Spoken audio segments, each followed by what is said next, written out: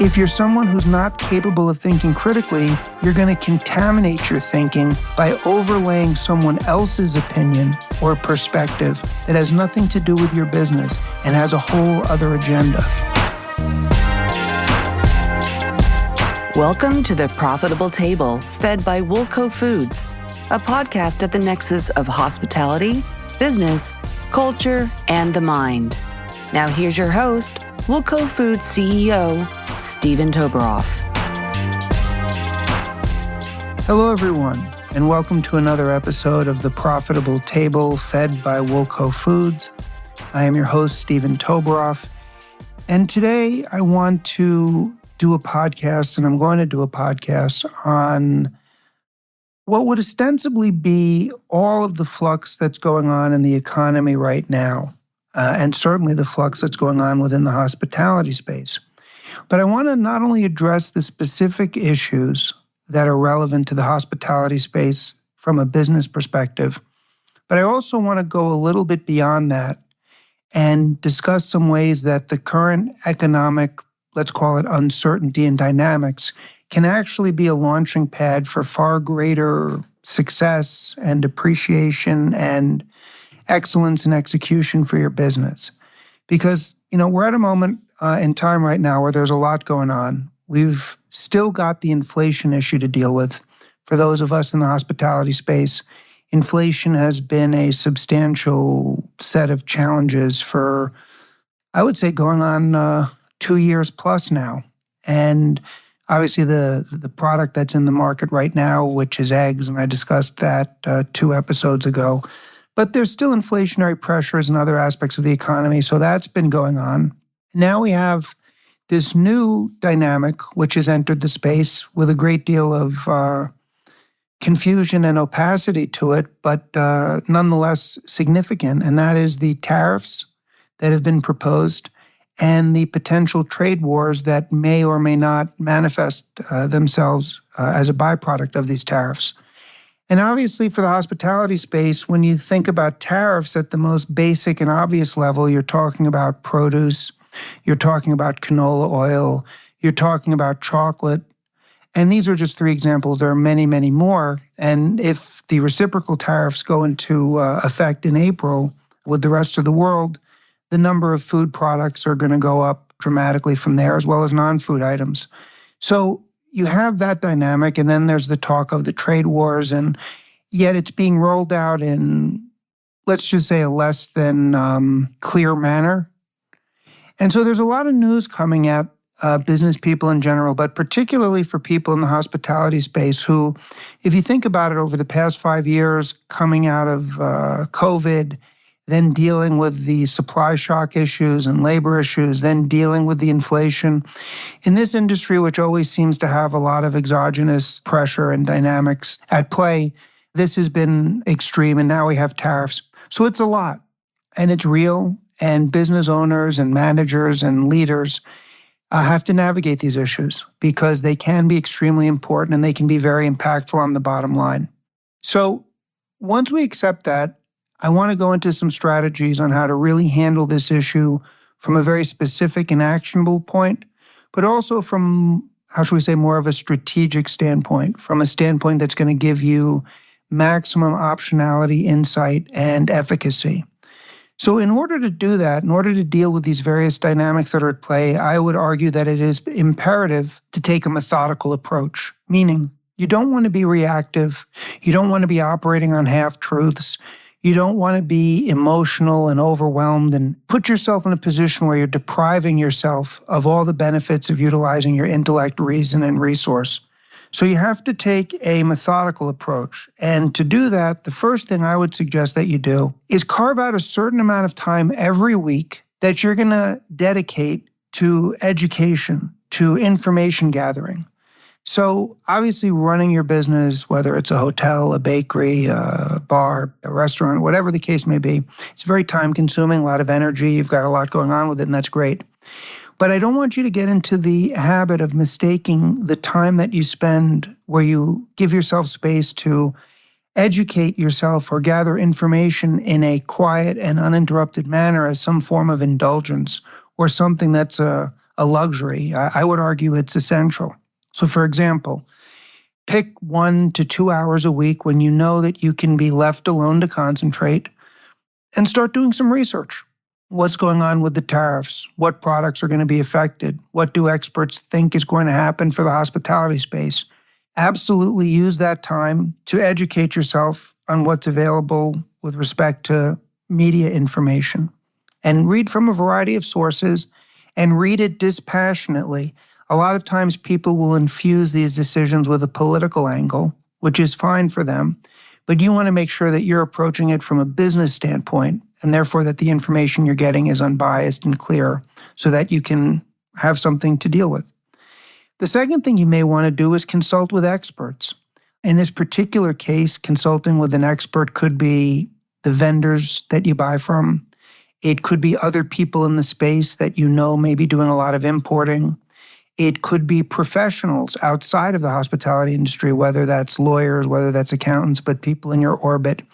You want to consult with people who would have visibility into what's going on with respect to tariffs, with respect to trade wars, with respect to inflation, with respect to all of the things. I mean, we're focusing on what's immediate right now, but obviously there's always going to be outside factors that can impact your business. And during that period of time when you give yourself the space to quietly research and analyze and educate yourself, do the same thing when you're consulting with experts, because information gathering is essential. Our main job as leaders, it's true, I would argue our main job, or certainly one of the most important jobs we do, is to make decisions. But you want to make informed decisions, and you can't do that if you're not getting the information. So consult with experts. I already said this, but it's very important that you speak to your suppliers and your vendors. You want to get visibility directly from them. What's their approach going to be with tariffs? What are they seeing? What are the impacts going to be on availability of products? What are the impacts going to be in terms of the price of the products? This is a moment in time when you really need to be able to rely on and lean into that relationship with your supplier and your distributor. I know for my sales team here, everyone has been highly trained and educated in terms of what we know, what we don't know, what solutions we can offer, what our forecasts are. But you have to be able to rely on your vendors and your suppliers to help you navigate this, because ultimately that's going to be one of your first and most important points of contact in this. And then finally, listen to your customers.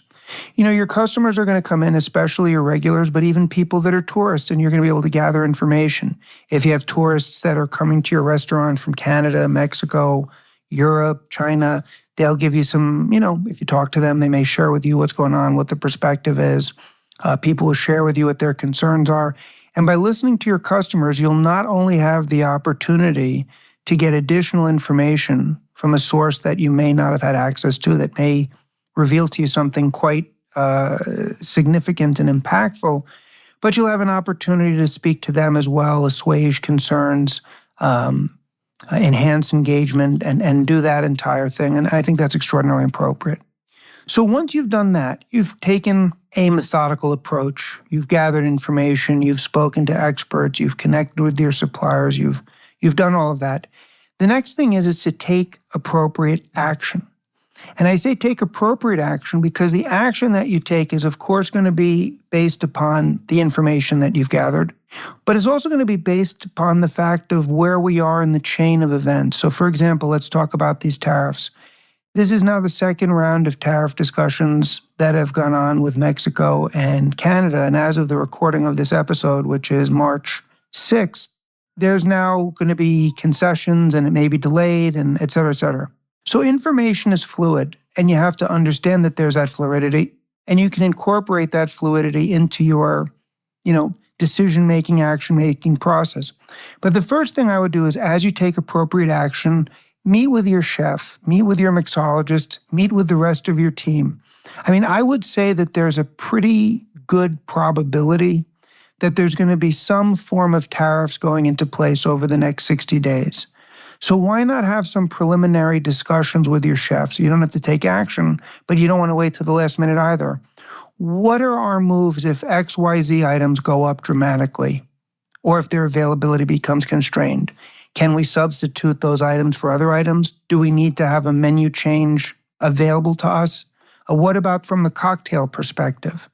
I was reading an article the other day that as it stands now, Canada has been removing American liquor, spirit companies and wines from their shelves. If that happens, will there be a glut? Will that present an opportunity for American establishments to buy these things at a cheaper price?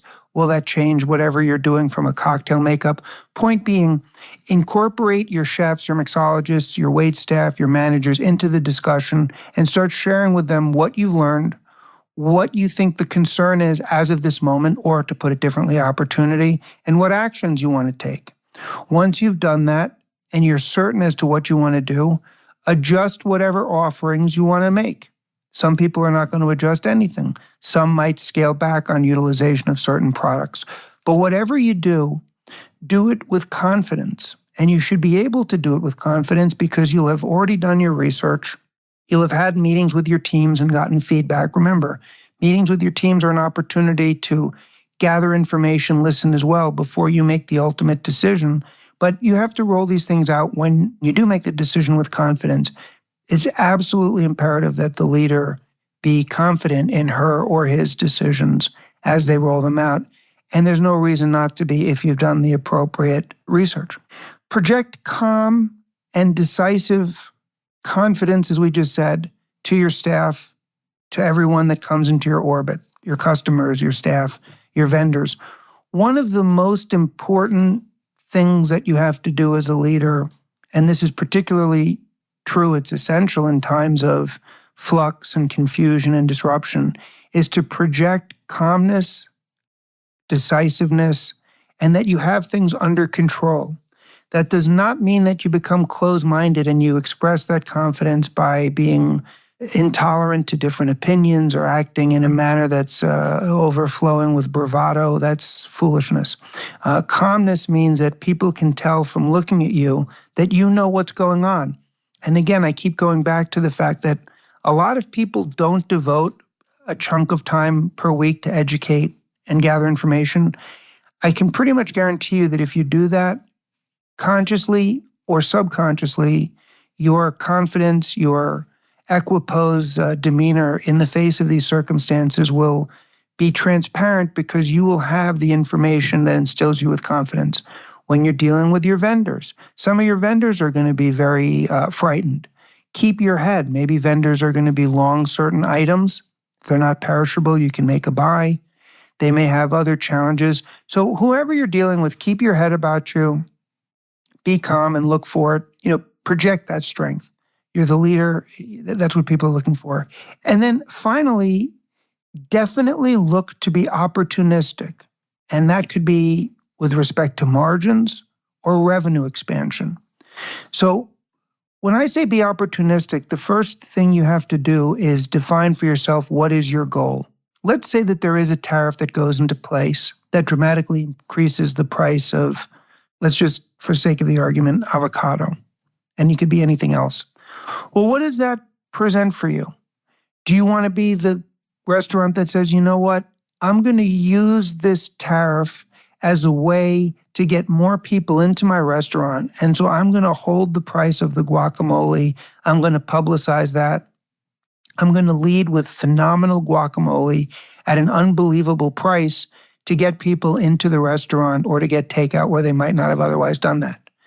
A different strategy is maybe you would pivot away from avocados, come up with a different dish that suits the same purpose but gives you additional margin because obviously you won't be paying the higher price. And again, this is hypothetical. Nothing may happen with avocados. But whenever there are these types of disruptions in supply chains, in goods, in anything related to your business, a lot of times people think defensively, they get scared, they're reactive, they get into a preservation mode, which is not necessarily a bad thing. But I'm going to encourage you to be expansive in your thinking and ask yourself the following question. Where are there opportunities in this? But you're only going to be able to answer that question in a meaningful and impactful way and come up with steps that you can take if you know what your objective is. So you have to know revenue expansion, margin expansion, customer acquisition, whatever it is, and then look to be opportunistic because where there's confusion, where there's uncertainty, there's always opportunities. And the people who don't ask themselves that question, don't seek them, they don't get it. The next thing is it's imperative that with all of this outside stuff, with all of your information gathering and everything that may be going on and all of the attention that it requires, it is imperative not to lose sight on your core mission, your main mission, which is running your business, running your restaurant in the way that you know it needs to be run to be an excellent establishment. Meaning, do not lose sight of your core responsibilities, your core mission, just because there's this outside stuff going on. All of these things, tariffs, trade wars, whether they happen, whether they don't happen, they're not going to be more important than your execution at your core mission. So don't lose sight of that, because I've seen this happen with people where there's an exogenous event and people become overwhelmed and they become hyper-focused on dealing with this one event, and they neglect all kinds of other things that are core to what they do, and they put themselves in an unnecessarily bad position. So do not do that. Don't allow yourself to get distracted or emotionally disturbed by things that are outside of your control. If you're a restaurant, again, we'll use the avocado analogy, but it could be anything else. If that's a huge part of your menu, I could see how something impacting the price of that quickly and overnight could be very disturbing, could be very emotionally charged. And it's easy to fall into that doom loop. But you cannot allow yourself to do that, because in so doing, you're giving away all power, all execution skill, everything. You always have to bring it back to a question. That's the power of questions, which we've discussed in our episodes. What can I control in this situation? What actions can I take that are exclusively within my control? What decisions can I make? I'm going to repeat something here that I've said many times because it's so important and some people aren't aware of it. So often, the quality of the outcome that we get in business, and this applies for life as well, but let's stick to business. The quality of the outcome is a direct reaction to and a reflection of the questions that we ask ourselves. So, in the case of the tariff trade war possibility, if you go around saying, why does this have to happen? Things are so good. This is going to ruin everything. This is so unfair. Why is this happening now? What is it that I do that I deserve this kind of nonsense? All of those questions. Well, sadly, your brain will answer those questions, those incredibly disempowering and futile and self-destructive questions. You ask them to yourself, believe me, your brain will come up with an answer. But how about a different set of questions? Where are the opportunities in this?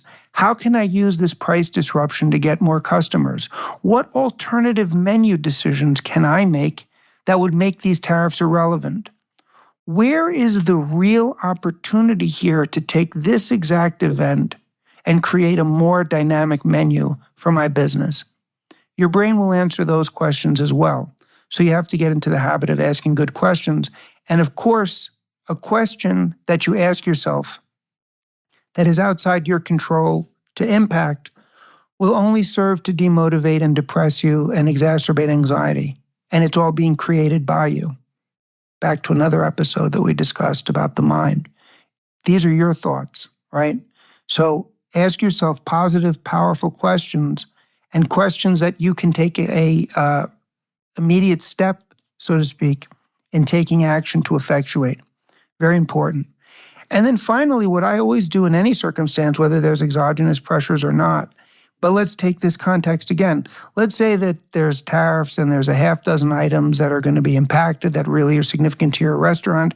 And let's say you've made the decision that you're going to hold prices firm and use this dynamic as a way to capture new customers into your establishment, or to upsell existing customers when they come in there and introduce them to something else you'd offer. But in other words, you're going to use the price dislocation to differentiate yourself from your competitors by holding your prices where they are in an attempt to bring in new business or enhance the sale that you have with an existing customer. Whatever initiative you decide to pursue, write it down and benchmark it so you can see what's working and what's not working. So, in my case, let's be very simplistic again. You're going to keep the price the same with guacamole. You're going to promote it. You're going to use that dish as a way to drive people in, and you're going to use it as a way to sell items to people who've already come. Well, benchmark it. How were my sales of this item relative to the same week last year? How were they relative to the same week before the tariffs or the trade wars? How have they done over the past month? Very simplistic example, but you get my point. If you can't measure it, you can't manage it. And in business, so often the dynamics that are going to have a huge impact and can have a huge impact on our success are right in front of us, but we're not aware of them because we're not actively monitoring them. And the only way you're going to do it is by creating that discipline of what am I measuring, and then measuring it on a consistent basis. And then the final thing, and this is going to go beyond the hospitality industry and stay with you and me in all aspects of our professional career and elsewhere. Because when these types of dynamics occur, they present opportunities for personal development as well. And so I'm going to argue that you can use these dynamics, these outside pressures, to strengthen every aspect of your business and yourself. One, you can use it as an opportunity to improve critical thinking skills. So right now we have something that's going on that's very real economically. If these tariffs go into play, and if there's trade wars, if there's reciprocal tariffs, that is going to affect the economy. It's going to affect the goods that you buy. It's going to affect all other things. It's also going to be an activity that's going to be infused with all kinds of political dialogue around it. You're going to have to, if you want to make the best business decisions, think critically for yourself. Not about the political element, about the business element. You're going to have to gather information and make decisions. If you're someone who's not capable of thinking critically, you're going to contaminate your thinking by overlaying someone else's opinion or perspective that has nothing to do with your business and has a whole other agenda.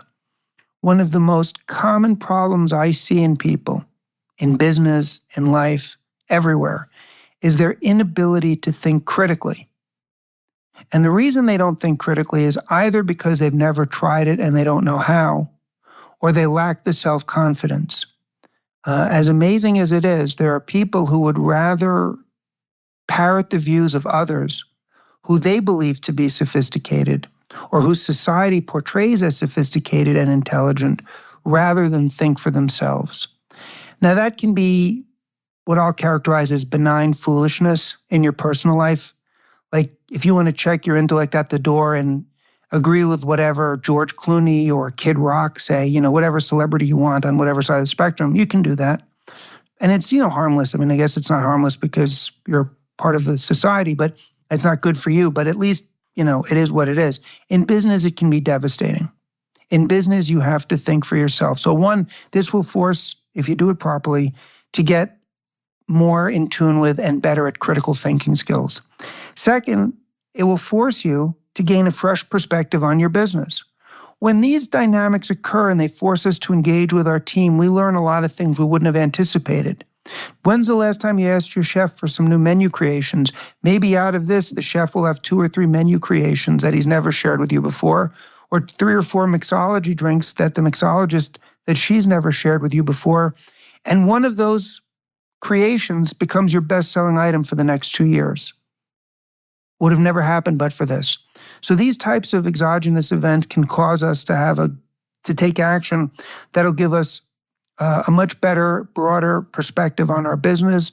And that perspective, that engagement, that process, if you will, can have a host of ancillary benefits that greatly surpass the immediate issue of just dealing with whatever the perceived or immediate challenges. It's a great opportunity. The third thing is it'll give you an opportunity to demonstrate leadership skills to your team. Leadership, like anything else, is a discipline, it's a skill, and it's something we have to work on all the time. This is one of those dynamics where you can practice your leadership skills in real time. And we already discussed what leadership looks like. Be informed, be a critical thinker, convey confidence and calmness in your decisiveness with your customers, with your team, with your vendors. Use this as an opportunity to force you to be a better leader in all aspects of your business, so that when this particular dynamic passes, the residual benefits of that personal growth, that personal transformation that you've engaged in, that stays with you well into the future. Very important.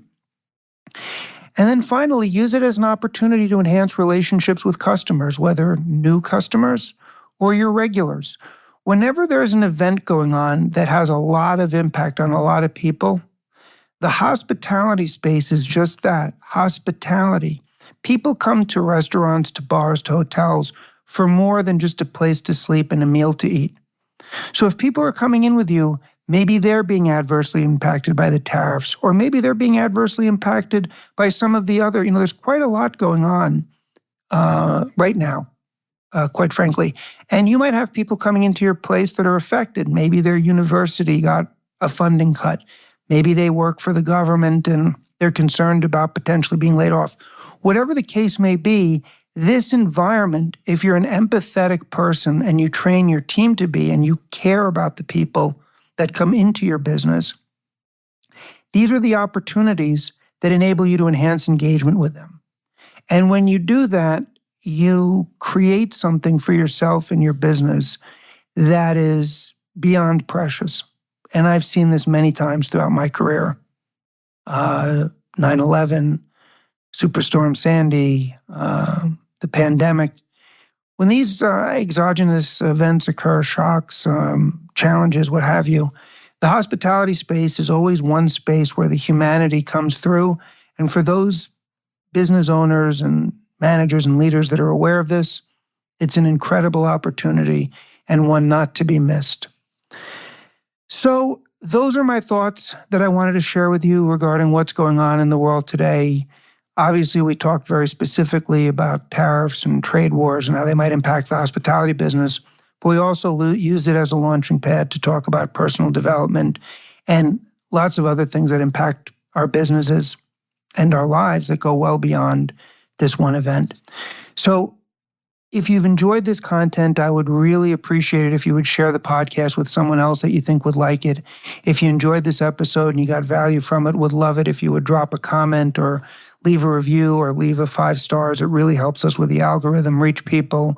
As always, I love hearing from people, and I'm really looking forward to hearing people's thoughts on this particular episode. So you can always email me at Steven, Steven, at woolcofoods.com, or you can DM me on Instagram at Woolco Foods. I really enjoy hearing from people, whether they agree, disagree, different ideas. It's a great source of intellectual stimulation and, quite frankly, pleasure and joy. So I appreciate each and every one of you that takes the time to do that.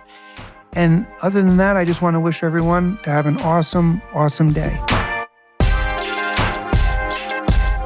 Thank you for listening to The Profitable Table, fed by Woolco Foods. Please be sure to rate and review the show on Apple Podcasts or your favorite podcast app. And to learn more about Woolco